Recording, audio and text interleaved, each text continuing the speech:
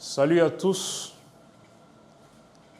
Aujourd'hui, nous allons essayer d'expliquer un peu, mais cette fois-ci en français, les polémiques inutiles inspirées, suscitées, soutenues autour d'une pratique culturelle millénaire que nous appelons l'excision. J'ai appris que l'opinion internationale est intéressée par mes analyses sur la question, parce que ça fait beaucoup de commentaires. À Bamako, j'ai aussi appris que beaucoup de chancelleries manifestent de l'intérêt pour pouvoir comprendre l'essence de mes messages. Et donc, j'ai jugé nécessaire de les dispenser de recourir aux interprètes pour accéder à ce que je suis en train de dire. Et en ce moment, ils n'auront pas besoin de la fidélité d'aucun rapporteur pour pouvoir comprendre fidèlement ce que je suis en train de dire sur cette question qui concerne l'humanité. Puisqu'il s'agit de parler de la femme. La femme est un mythe pour tout Africain digne de ce nom. La femme est sacrée. Quand on dit que la femme est sacrée en Afrique, il s'agit de l'ensemble de son corps. Donc quand on parle de l'intégrité corporelle de la femme, l'Africain de naissance, de culture, n'ose jamais porter atteinte à l'intégrité de la femme. Qu'en est-il des nations qui font du corps féminin un objet de publicité, un objet de commerce obscène? Je pense que là où l'intégrité de la femme se trouve violée est à rechercher en dehors de l'Afrique. Il se raconte trop de légendes autour de cette affaire, puisque c'est devenu désormais une affaire. Mais parlons-en. D'abord, moi, pour ceux qui me suivent pour la première fois, je suis Abdoul Niang, journaliste malien, diplômé des sciences criminelles. Je viens également de boucler un nouveau cycle de master en criminalité organisée, terrorisme et coopération internationale pénale à l'école de maintien de la paix à l'Union Bay de Bamako. Moi, je n'ai jamais dit que la pratique de l'excision était condamnable, néfaste, abominable. Je ne l'ai jamais dit. Parce que c'est une pratique millénaire que je respecte, puisque c'est la culture de certaines communautés qui doivent être respectées. Certains pensent que c'est négatif, mais ceux qui la pratiquent pensent que ça n'a rien de néfaste. Et ce ne sont pas seulement les hommes qui tiennent ces discours, mais aussi des milliers et des milliers de femmes. Je n'ai jamais dit non plus qu'il faut obligatoirement abolir l'excision, parce que c'est la pratique aussi de certaines communautés. Il y a des communautés au Mali qui n'ont jamais pratiqué l'excision et qui ne pratiquent toujours pas. Ces communautés doivent être respectées parce que c'est leur culture, c'est leur façon de comprendre et de faire les choses. Personne ne doit leur imposer quoi que ce soit. Mais ce débat qui n'a d'ailleurs pas lieu d'être, a provoqué un effet sur le Mali. L'effet de la polarisation. Ils ont polarisé la société. Au moment où le pays est confronté à des défis, il y en a qui disent oui, l'excision est bien. Il y en a qui disent non, l'excision est abominable. Ils sont tous des Maliens. Et donc, les familles se trouveront divisées entre oui et non. Les quartiers, les villages, les villes, les institutions se trouvent ainsi divisées par ce débat inutile. Même si on s'en tient à ça, ceux qui ont suscité ce débat de l'extérieur ont gagné une partie de leur objectif qui est de polariser la société. Pousser les femmes contre les hommes, pousser les parents, les enfants contre les parents, pousser les défenseurs de la tradition contre les défenseurs de la modernité. Ça a été également le cas autour du mariage traditionnel qu'ils ont appelé mariage forcé. Alors que dans la pratique, ce n'est pas un mariage forcé. Mais par le langage, par les discours, ils en ont fait un mariage forcé pour diaboliser aussi cette pratique. Voilà pourquoi je pense qu'il faut beaucoup d'intelligence pour essayer de comprendre. Alors, est-ce que l'excision a des conséquences sur la femme ou non? Je n'ai jamais dit ça aussi, puisque je ne suis pas un médecin. Je ne suis pas un médecin. Donc, je ne suis pas en mesure, je ne suis pas la personne aussi qu'il faut pour dire si l'excision a des conséquences médicales sur la femme ou pas. Mais certains sont en train de dire, oui, certains médecins ont dit que c'est mauvais.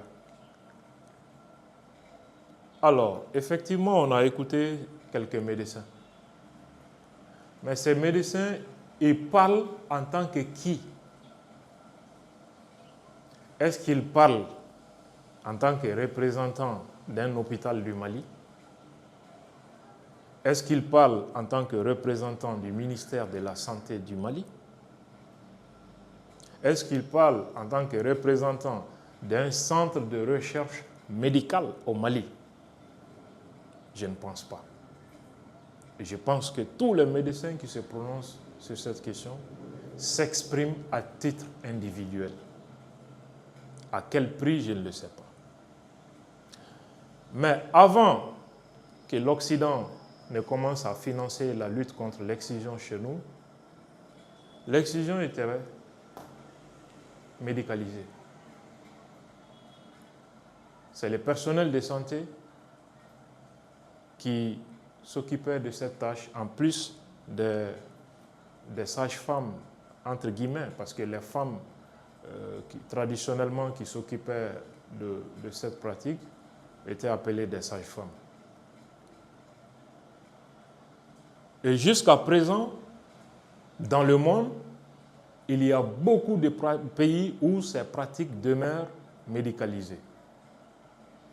Est-ce que les médecins au Mali qui pensent que c'est mauvais sont plus professionnels,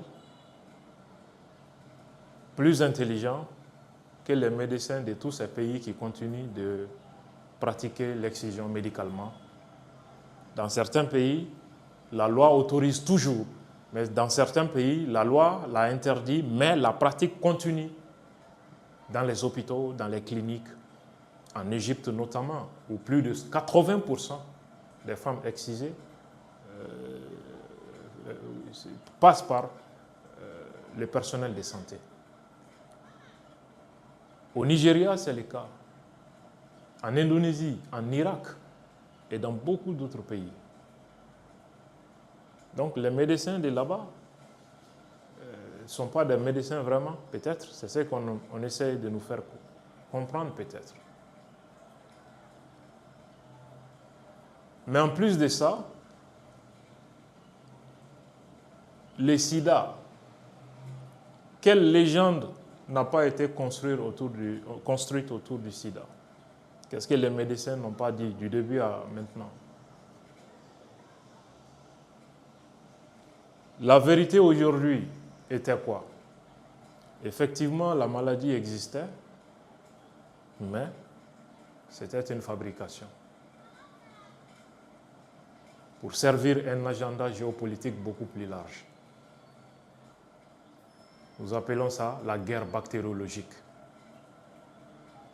Le médecin ne connaît que le microbe, les symptômes et quels remèdes apporter. Qu'est-ce qui a engendré ça? Quels sont les acteurs derrière cette guerre bactériologique? Le médecin n'est pas compétent pour se prononcer sur cette question. Il en est ainsi pour presque quasiment tous les grands sujets de société. En parlant de l'excision, on ne peut pas, de la lutte contre l'excision en Afrique, on ne peut pas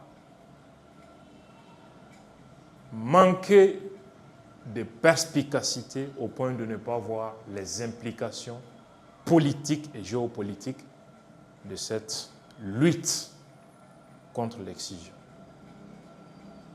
C'est ce que je suis en train de vous expliquer. Certains ont dit non, ça n'a rien à voir avec la religion ne parle pas de ça, la religion n'en fait pas une obligation. Je suis d'accord avec vous et vous avez raison. La religion n'a pas imposé l'excision parce que l'excision est antérieure à toutes les religions révélées que vous connaissez. Certes, ces religions n'ont pas imposé l'excision, mais elles n'ont pas non plus interdit la pratique de l'excision, en tout cas pour ce qui concerne l'islam que je maîtrise. Certes, certains prédicateurs ont dit « Ah, l'islam n'a pas imposé ». Je suis d'accord avec eux, mais s'il ne faut pas attention. En insistant trop sur ça, il risque de basculer vers une légitimation d'une lutte dont l'objectif est beaucoup plus large. Et cet objectif est exactement condamné par l'islam. On ne peut pas invoquer la religion pour justifier la pratique de l'excision, parce qu'elle est antérieure à la religion. Maintenant, l'Occident qui vient en Afrique pour combattre la pratique de l'excision, il le fait à quel dessein? Posez-vous la question. Quel est l'objectif de l'Occident? En plus des déclarations de bonne foi, en plus des conséquences supposées ou réelles de la pratique de l'excision, quels sont les objectifs politiques beaucoup plus larges que l'Occident poursuit à travers cette lutte qu'il mène en Afrique depuis plusieurs décennies, investissant des ressources humaines, matérielles et financières énormes. Pour quel objectif? Est-ce que vous avez vérifié dans vos textes religieux si ces objectifs sont nobles ou pas? Si ces objectifs s'accommodent avec les principes de l'islam ou pas? Si vous ne l'avez pas fait, je vous invite humblement à aller le faire pour ne pas tomber dans un piège qui pourrait se révéler fatal devant les hommes ici-bas et devant Dieu à l'au-delà. Puisque vous-même, vous nous avez enseigné « Innamal amalu binniyat ». L'intention, c'est ça qui compte. Quelle est l'intention de l'Occident en s'investissant il y a des décennies en Afrique contre la pratique de l'excision. Est-ce que cette intention est noble? C'est ce qu'il faut juger et non exclusivement et mécaniquement la seule pratique de l'excision. En plus de ça, mon intervention va tourner autour de 2 points pour ce qui concerne aujourd'hui. Le premier point, ça c'est le champ lexico-sémantique de cette lutte. Parlant de lexique, il s'agit des mots. La sémantique, c'est le sens qu'on donne. La sémantique, plutôt, c'est le sens et la signification qu'on donne à ces mots.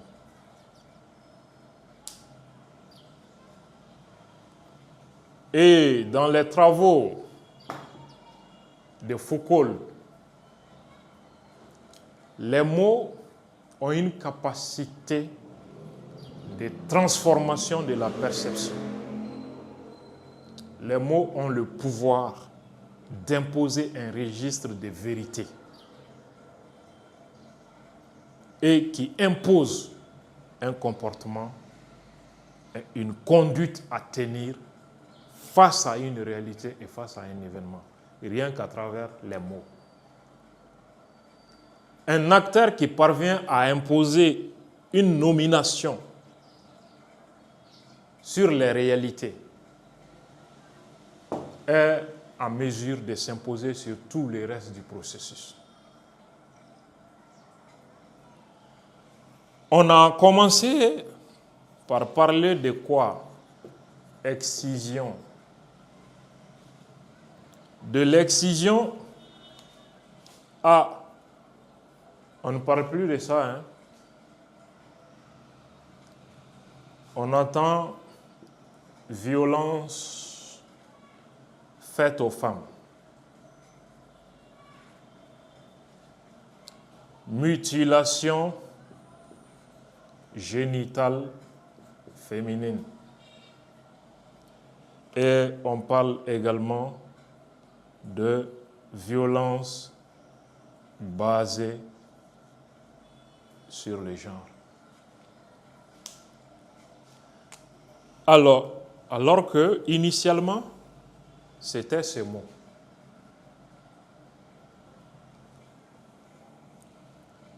Pourquoi ce seul mot excision ne suffit pas? Parce que Albert Camus le dit, mal nommer les choses, c'est en rajouter au malheur du monde. L'excision, c'est le fait d'enlever une partie. Une partie. Mais, progressivement, on a abandonné cette nomination pour aller vers le mot violence. Violence. Ce n'est plus l'excision, c'est la violence faite aux femmes, faite aux jeunes filles, violence faite aux mineurs, violence faite aux bébés. Comme si cela aussi ne suffit pas, on est allé vers la mutilation génitale féminine. Violence faite aux femmes, l'excision n'est pas une violence. La violence est malveillante. La violence est brutale. La violence est injustifiée. La violence est un crime. La violence suppose la terreur. Est-ce que ça correspond à la pratique de l'excision? Jamais. Mais pourquoi ce mot? Pourquoi on abandonne d'abord ce mot pour le mot violence? Parce que avec le mot excision, l'idée qu'ils veulent inculquer dans les esprits, ça ne passe pas. Il faut trouver des terminologies qui correspondent à leurs objectifs, qui est de diaboliser cette pratique. Sur le plan politique, Les régimes au Sahel ne sont jamais appelés président de transition ou autre. On préfère ignorer leurs noms. Assimi Goïta, Ibrahim Traoré, Abdrahman Tiani. Avec ça, là, on ne peut pas les diaboliser. Le général, les capitaines, on n'insiste pas sur ça. Parce qu'avec ça, on les valorise.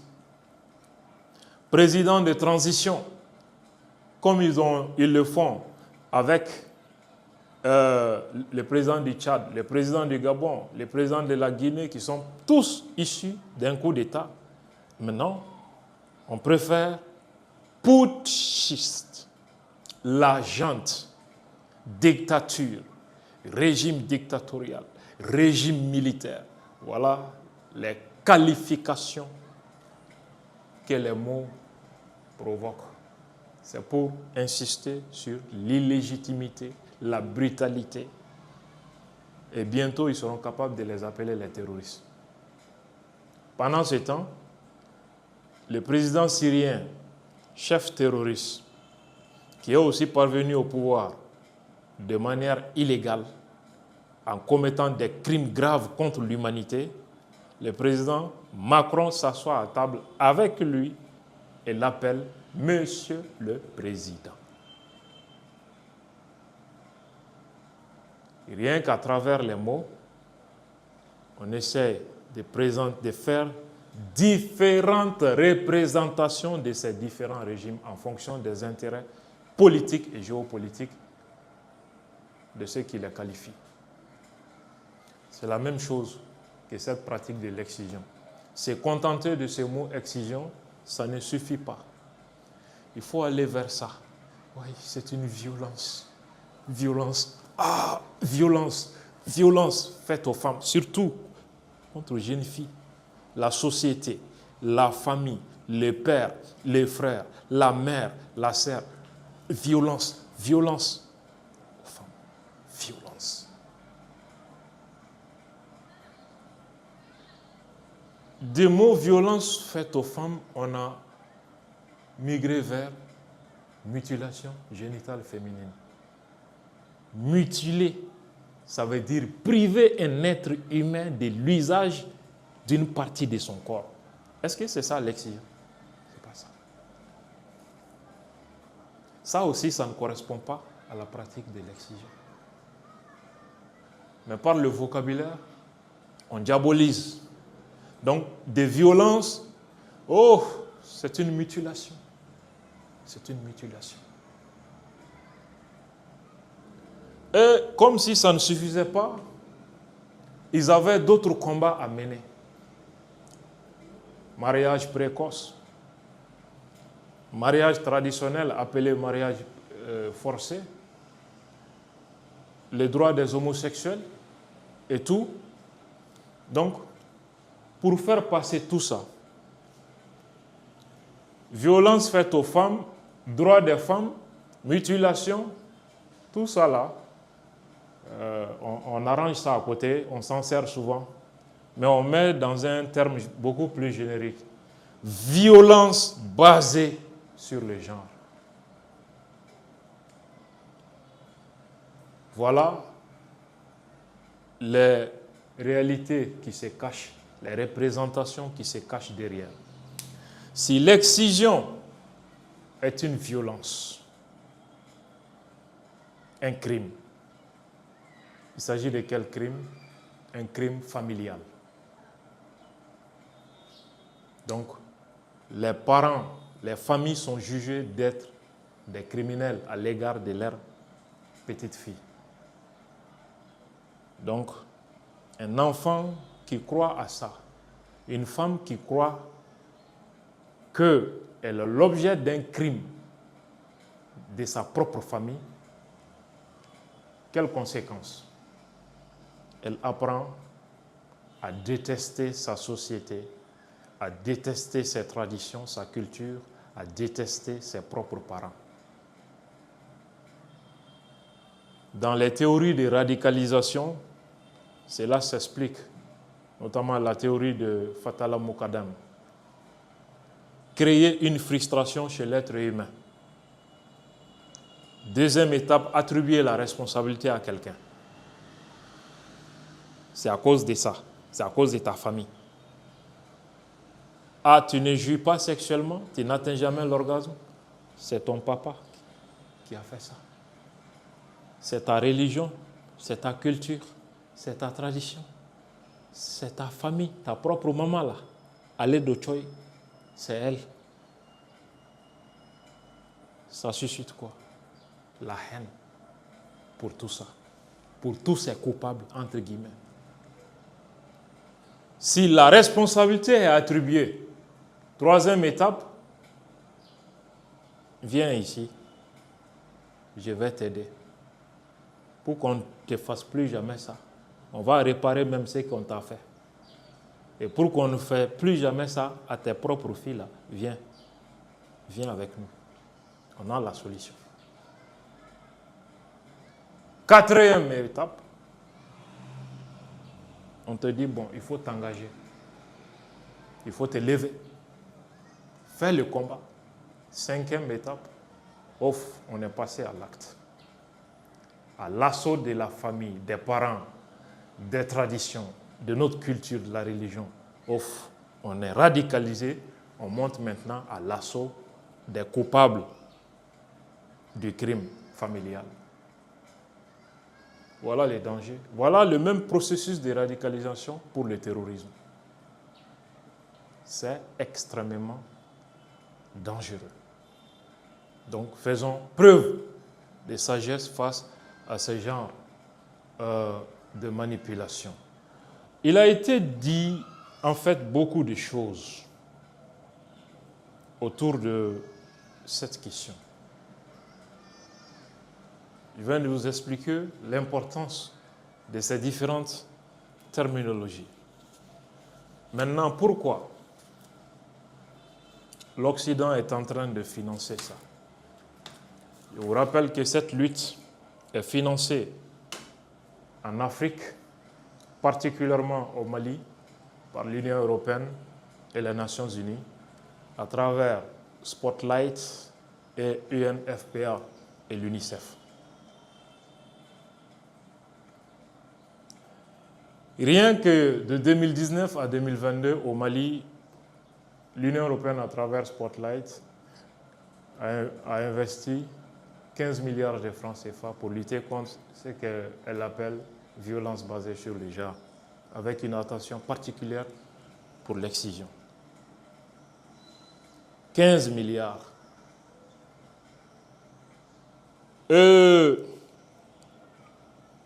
En avril tout près, mois d'avril tout près, 2026, à travers UNFPA, au nom de l'aide humanitaire, ils ont mobilisé au Mali 3,54 millions de dollars, qui fait près de 2 milliards de francs CFA. Et l'argent va exactement vers la lutte contre l'excision, au mois d'avril tout près. Alors qu'en Europe, il y a ce qu'on appelle the homeless, des personnes sans abri, des pauvres, des mendiants, des nécessités, des malades. On laisse tout ceci, on prend l'argent du contribuable européen, ils viennent en Afrique dire « Oh, les femmes maliennes, oh, vous souffrez, vous faites pitié, vos familles vous fatiguent, vos religions vous fatiguent, on vient vous aider. » Avec 15 milliards de 2019 à 2022, et ça monte, et ça fait déjà 30 à 40 ans que des financements viennent comme ça. Est-ce que ces Européens, ils font ça parce qu'ils sont bons? Ah, ils sont très bons. Eh, qu'est-ce que vous faites là? Mutiler la femme, violence aux femmes maliennes. Oh mon Dieu, on est foutus. Oh, nous sommes bien. Prenez 15 milliards, prenez 20 milliards. Levez-vous, on vous soutient. On veut votre bonheur, on veut votre bien. C'est tout ça, c'est tout. C'est tout. Je ne pense pas qu'on doit être naïf jusqu'à ce point. Moi, j'ai vraiment envie de croire à leur bonne foi si je n'avais pas souvenance de certaines choses. Telles que quoi? Quelqu'un, les États qui financent ça pour une bonté problématique, nous ont toujours appris que les États n'ont pas d'amis, que les États n'ont que des intérêts. Alors si les États n'ont pas d'amis, sachez que les Européens qui financent cette lutte ne sont pas vos amis, ils vous ont déjà enseigné ça à l'école. Ils ne sont pas vos amis. Qu'est-ce qu'ils veulent? Rien, absolument rien que leurs intérêts. Alors, quels sont leurs intérêts dans cette lutte? Vous pensez que c'est un crime de poser ces questions aussi? Amadou Hampâté-Bâ a dit au siège de l'UNESCO,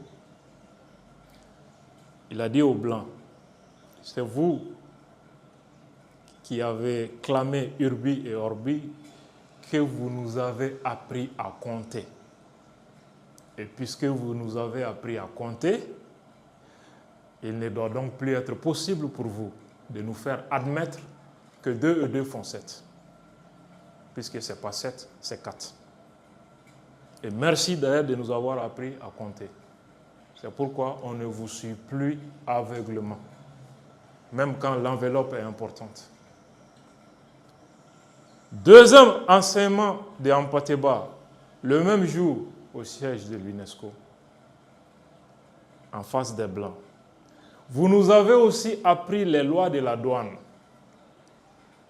Nous nous en servirons certainement, soyez-en sûrs. Désormais, tous les paquets que vous expédierez chez nous seront déballés, fouillés, analysés, afin que la poudre d'arsenic ne puisse passer sous étiquette sucre en poudre. Merci de nous avoir appris les lois de la douane aussi. Tous les paquets matériels, moraux, idéologiques, politiques, socio-culturels que vous expédiez chez nous, nous allons analyser. Si vous n'avez pas mis le poison et mettre l'étiquette sucre en poudre pour nous exterminer. Et ces enseignements de Amadou Hampâté-Bâ résonnent très fort aujourd'hui, ici, dans cette lutte qu'ils sont en train de brandir en Afrique. Alors, quels sont les intérêts?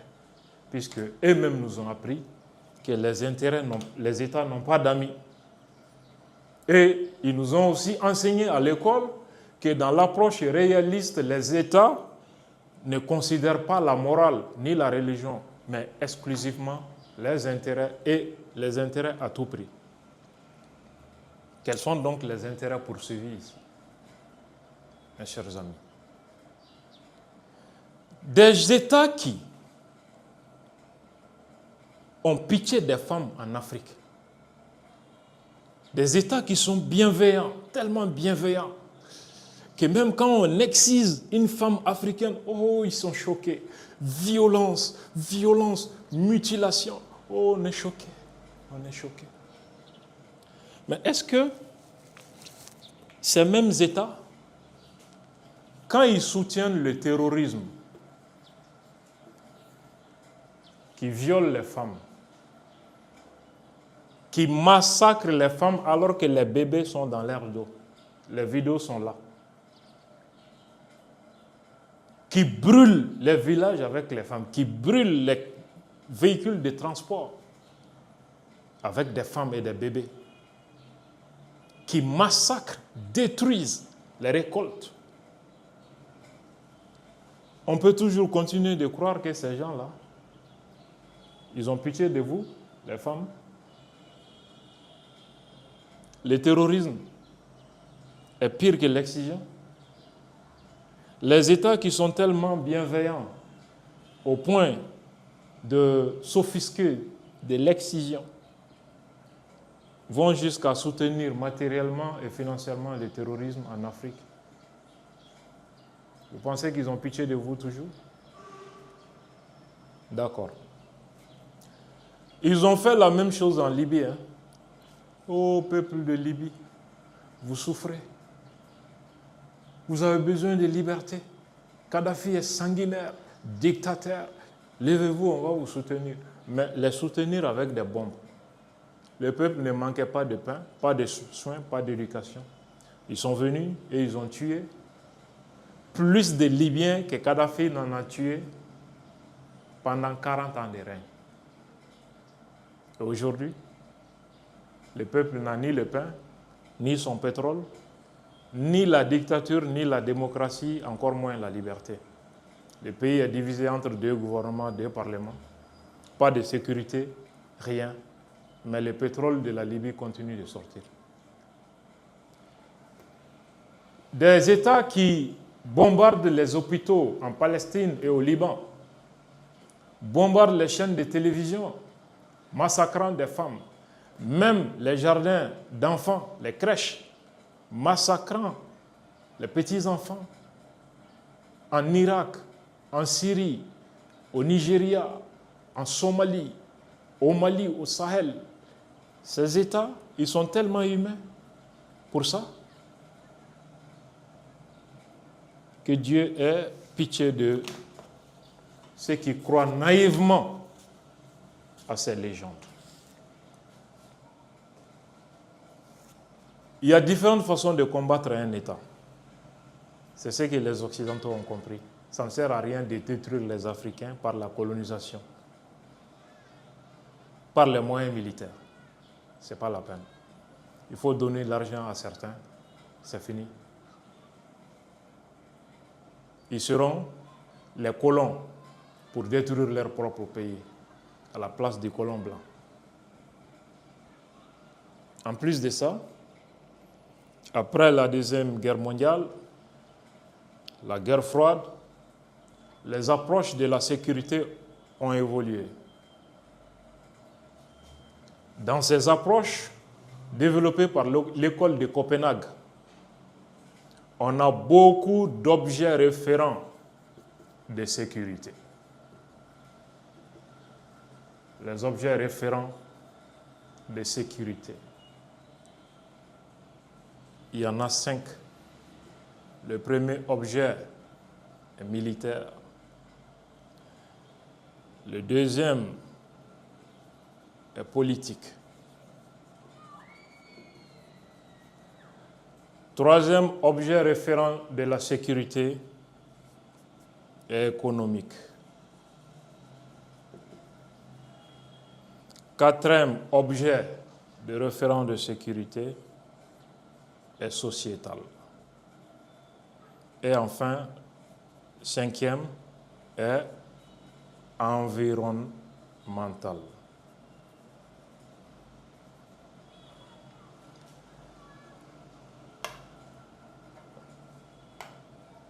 J'espère que vous pouvez me suivre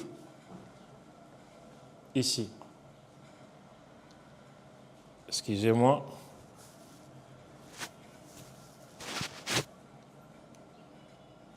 Si vous regardez ici, l'objet référent militaire, ça c'est l'intégrité territoriale de l'État. La population, l'armée, c'est ça ici. Les menaces qui peuvent concerner cet objet référent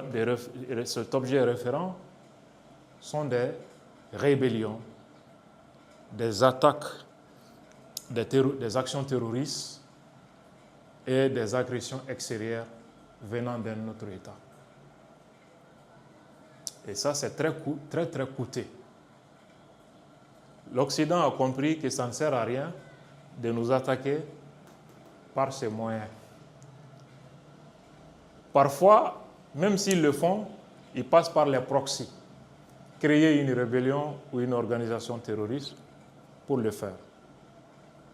Donc l'État parrain est le principal et l'organisation terroriste l'agent. Ça rejoint la théorie, la perspective de la théorie du principal agent. Le deuxième référent, objet référent de sécurité, ça c'est politique. Il s'agit de l'ordre politique, le régime en place, les institutions. Les menaces contre ce référent viennent généralement des coups d'État ou la remise en cause de la légitimité de l'ordre politique pour affaiblir et balayer le régime. Ça, c'est en cours contre le Mali, venant de l'Union européenne et d'autres acteurs. Alors, le troisième, l'économie. La menace contre l'économie vient des sanctions financières et économiques pour paralyser, faire la guerre à un pays, non pas par les moyens militaires, mais à travers l'économie. Paralyser l'économie du pays. Les sanctions de la CEDEAO contre les États du Sahel, c'est ces référents de sécurité qu'ils ont attaqués. En l'attaquant, tu affaiblis financièrement et économiquement le pays, tu aggraves le chômage et la pauvreté, et un problème social engendre un problème politique et la contestation de l'ordre public, la remise en cause de ces deuxième objets référents pour balayer les institutions par le peuple et non par des étrangers. Troisième est sociétal. Notre culture, l'identité collective, la civilisation. C'est ça ici. Il faut trouver les moyens d'attaquer un pays par ici. Comment ça se fait? Il faut développer des politiques de l'assimilation culturelle, l'aliénation culturelle, qu'ils abandonnent leurs pratiques culturelles, sociétales. En ce moment, ils perdent leur identité et ils ne peuvent pas devenir autre chose. En ce moment, on fera de ce qu'on veut. Ils se détestent, ils apprennent à se dévaloriser pour s'identifier à nos valeurs. Et tout ce qu'on leur dictera, ils vont l'appliquer docilement, parce qu'ils ne sont plus des hommes. Ils ne réfléchissent plus. Et ils vont mourir comme ça. Nous avons perdu une bonne partie de nos richesses culturelles à travers des attaques depuis la colonisation contre cet objet référent de la sécurité de l'État. D'où les politiques destinées à la femme, à nos familles, à l'excision, au mariage, à tout chez nous. C'est destiné vers ce référent. Et cinquième et dernier référent de la sécurité est environnemental. Quand tu détruis l'environnement, les conditions de vie, la biosphère, l'eau, le fleuve, la forêt, tu détruis les cadres de vie, l'hygiène, la santé. Voilà les 5 objets de référent de la sécurité qu'on attaque. Maintenant, dans l'analyse sécuritaire, qu'est-ce que je comprends pour conclure? Ceux qui sont en train de pousser l'État du Mali à aller vers ça, qu'est-ce qu'il faut comprendre? Le Mali étant un pays largement conservateur,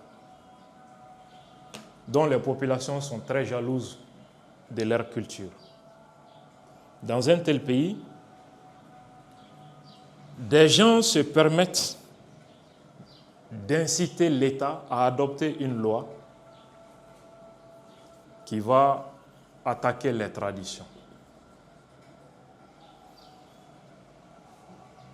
C'est-à-dire pousser l'État à attaquer la foi et la croyance d'au moins 98% de sa population.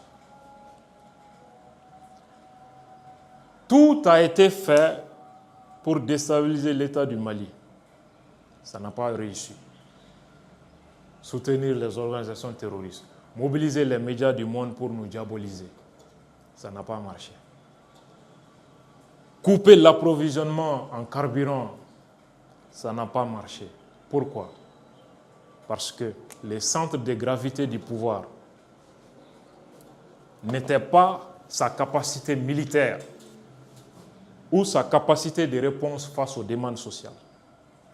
Les centres de gravité du pouvoir en place au Mali, c'est le peuple,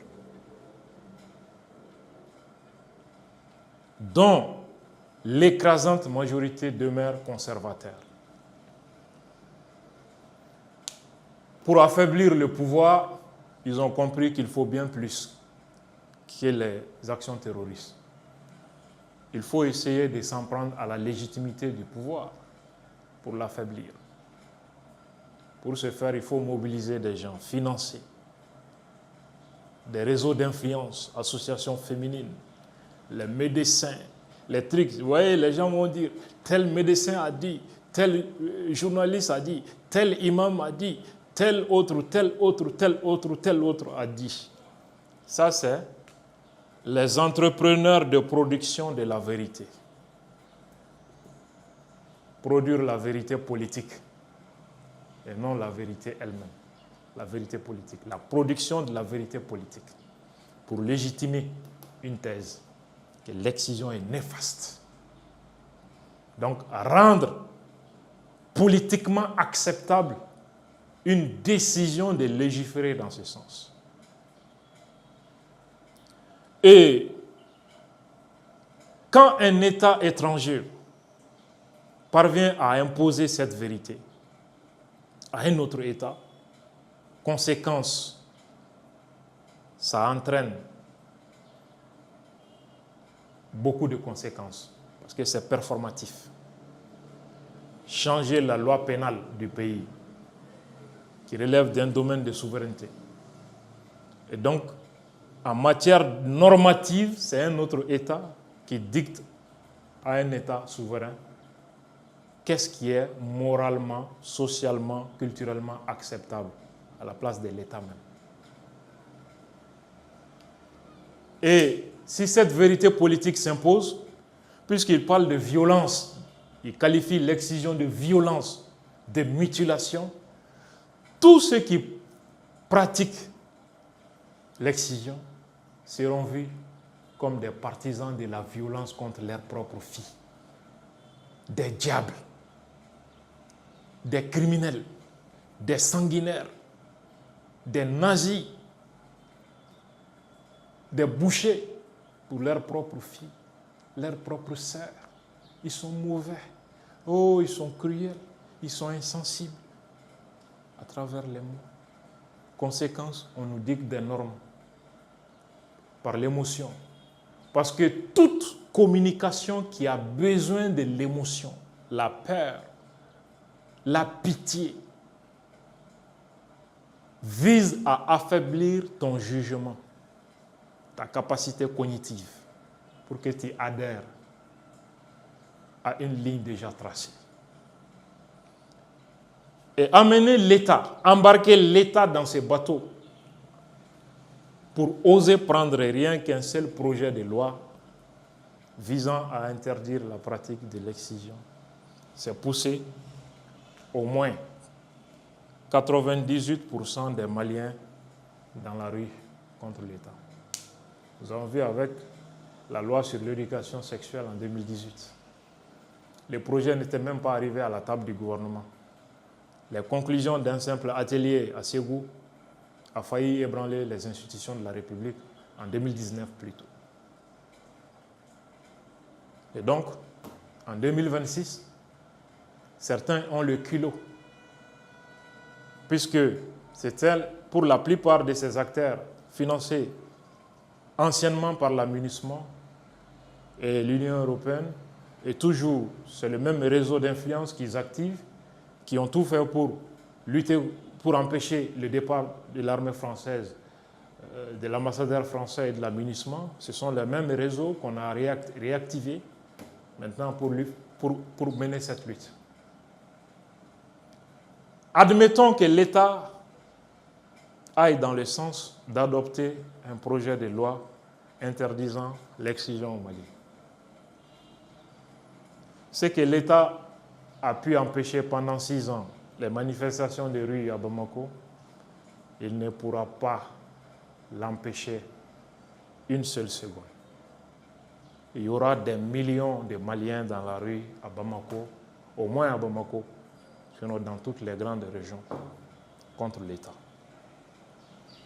Et ceux qui revendiquent ça auront accompli leur mission.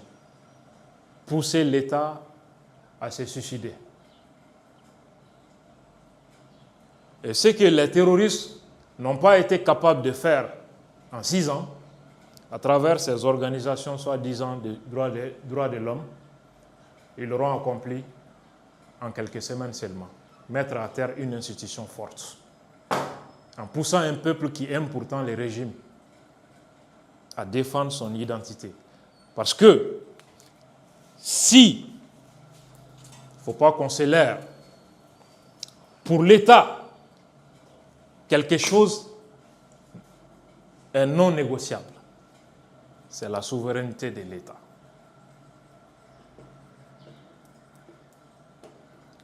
Mais pour le peuple, c'est l'identité collective. Ça là, il ne faut pas toucher. Avant de terminer, j'aimerais poser une question à ceux qui diabolisent la pratique de l'excision. J'ai une petite question pour eux. Il y a un mot dont la signification m'intéresse beaucoup.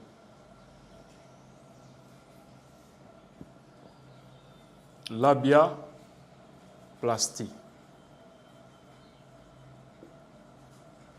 Ça signifie quoi? Le deuxième mot, clitoral.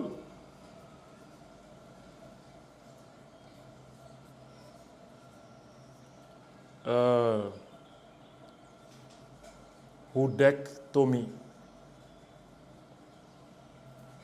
Clitoral oudectomie. Labiaplastie et clitoral oudectomie. Qu'est-ce que ça signifie? C'est la pratique de l'excision